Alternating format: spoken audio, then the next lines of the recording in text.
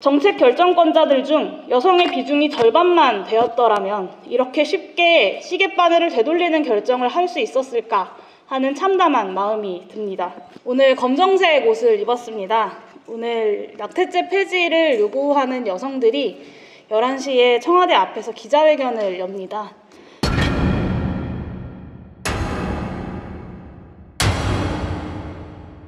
목소리를 내고 있는 여성들에게 연대의 마음을 전합니다.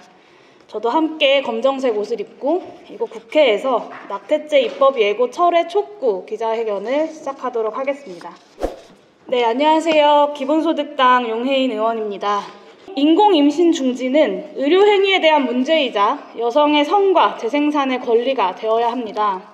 어제인 7일 정부는 낙태죄 헌법 불합치 결정에 따라 형법과 모자보건법 개정안을 입법 예고했습니다.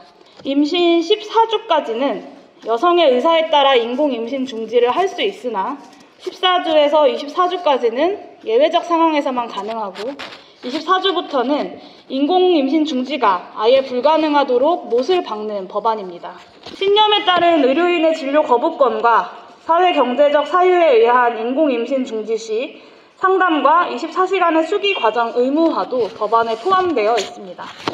정부의 기습적 그리고 퇴행적 입법 예고에 여성들은 허탈해하고 있습니다. 두 법안 모두 오랜 시간 동안 낙태죄 폐지를 외쳐왔던 국민들과 여성들의 염원들과는 정면으로 배치되는 내용입니다. 형법 269조와 270조를 그대로 유지하고 낙태의 죄라는 27장의 제목까지 유지하는 것은 2019년 4월 헌법 불합치 판정에 반하는 내용이기도 합니다.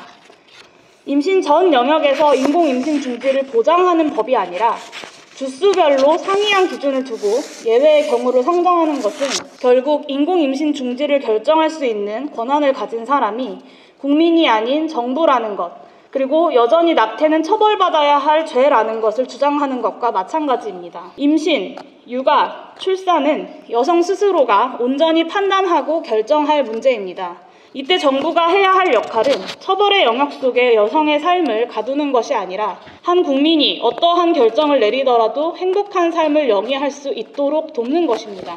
정책 결정권자들 중 여성의 비중이 절반만 되었더라면 이렇게 쉽게 시계바늘을 되돌리는 결정을 할 수 있었을까 하는 참담한 마음이 듭니다. 출산과 낙태를 고민하고 결정하는 여성들은 동등한 시민입니다. 자신의 삶과 현재의 상황에 대한 충분한 고민과 선택을 내리는 우리 사회의 구성원들입니다. 정책결정권자들의 인식이 여성은 미숙하기 때문에 남성과 동등하게 투표할 수 없다던 1900년대 초반에 머물러 있는 것은 아닌지 의심스러울 지경입니다. 의료인의 진료 거부권에 대해서도 재고가 필요합니다. 의료진은 전쟁 시 적군이라 하더라도 다친 사람을 치료해야 합니다. 그것이 상식입니다.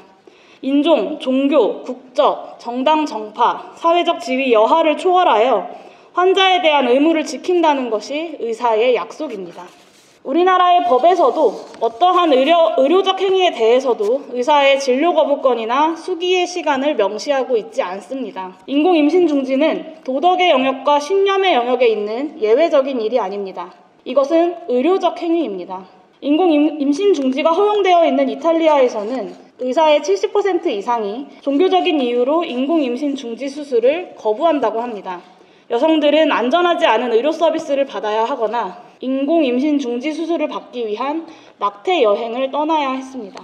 특히 보수적인 대한민국의 상황을 고려해 볼 때 인공임신 중지 의사에 대한 의사의 진료 거부권의 부작용은 이보다 더 클 가능성이 있습니다.